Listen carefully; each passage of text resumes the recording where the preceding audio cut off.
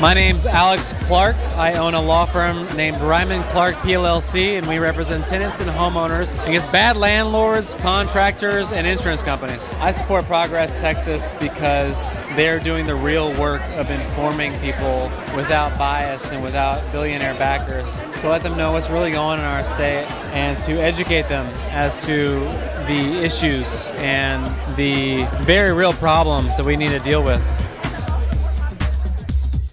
It's Wednesday, July 8th, 2026, and this is the Progress Texas Daily Dispatch rapid response on the breaking news stories Texas progressives need to know. I'm Chris Mosier. Progress Texas amplifies progressive values, leaders, and actions through our no paywall podcasts and digital media. We reach millions of Texans monthly, and that's made possible by folks like you who invest in independent progressive media by Texans for Texans. Thanks huge to Nicole Ramirez, Sharon Gildstedt, and Bart Ewald for their ongoing sustaining support. Much appreciated.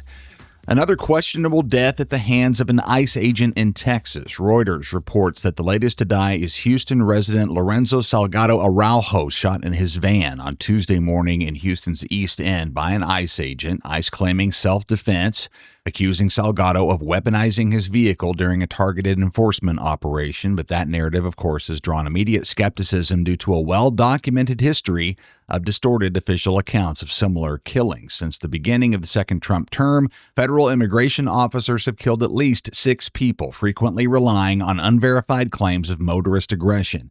Those claims frequently disputed by video evidence, Renee Good being the first to shock the nation, and Ruben Ray Martinez, whose ICE shooting in March of last year on South Padre Island was concealed by officials for months. April Towery at the Houston Press says Harris County Attorney Abby Kamen, Congresswoman Sylvia Garcia, Congressman Christian Menefee, Harris County Judge candidate Letitia Plummer, and several other Houston area leaders have issued statements calling for an independent investigation and for body cam and other video footage to be preserved for that inquiry. Similar calls for transparency and accountability have come from the national nonprofit Mi Familia Vota, LULAC, and the immigrant-led civil rights group Fiel Houston, who are holding a community gathering at 6820 Canal, the site of Salgado Araujo's death, at 5:30 p.m. this evening, Wednesday, July 8th.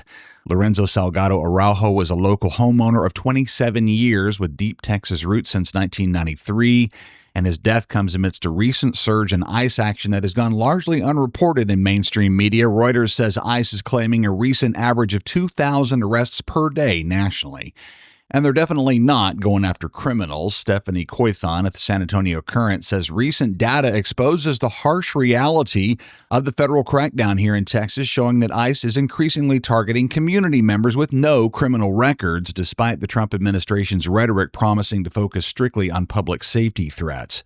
According to the Deportation Data Project, which is a research effort of the University of California, Berkeley Law School, the data clearly shows a systemic shift taking place in mid-2025 in which ICE operations, specifically in Texas, pivotally shifted towards sweeping up non-criminal individuals, culminating in over 38,000 such arrests over a single year, far surpassing arrests of individuals with prior convictions or pending charges. Latino communities in Texas are bearing the heaviest burden of this federal aggression, accounting for a staggering 24% of all nationwide ICE arrests as federal agencies have rushed to meet arbitrary quotas. Ordinary, hardworking neighbors, not hardened criminals or gang members, are the primary targets and casualties of these mass deportation sweeps. The raw data on all of this is truly striking. See the link from the San Antonio Current in the show notes. Also, a major story breaking since Tuesday, the likelihood that Texas Attorney General and Republican senatorial nominee Ken Paxton has voted in at least 6 elections over the past 2 years using a Collin County residential address where he reportedly no longer resides, a direct violation of Texas state elections law. Reporting here from Zach Despard for the Texas Tribune and ProPublica, according to divorce filings and sources close to the family, Paxton moved out of his northern suburban Dallas home following a separation from his wife, State Senator Angela Paxton, in 2024, eventually taking up residence in a $2.4 million home in neighboring Denton County. Because Texas voters are legally required to register in the county where they actually live, there's a high likelihood that Ken Paxton may have committed voter fraud by keeping that same Collin County address on his voter file after having moved out. This would likely include the 2024 presidential election that put Donald Trump back in the White House and the primary and primary runoff elections this year that put Paxton himself in the running for the Senate. The specific statute at issue is the Texas election law governing residency requirements, which mandates that individuals must register to vote using the address where they permanently reside.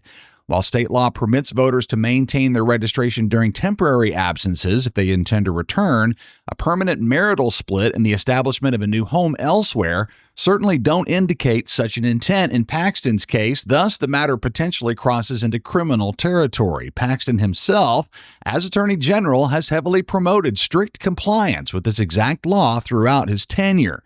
Just 2 weeks prior to the 2026 primary elections, he launched a public tip line dedicated to reporting suspected voter fraud, actively issuing official guidance that explicitly warned Texans that it is illegal to misrepresent a residence on election records. Paxton has also aggressively pursued ordinary citizens for this exact same infraction, notably directing his office's voter fraud unit in 2018 to arrest 9 individuals in Edinburgh on suspicion of using residential addresses where they did not live to cast ballots.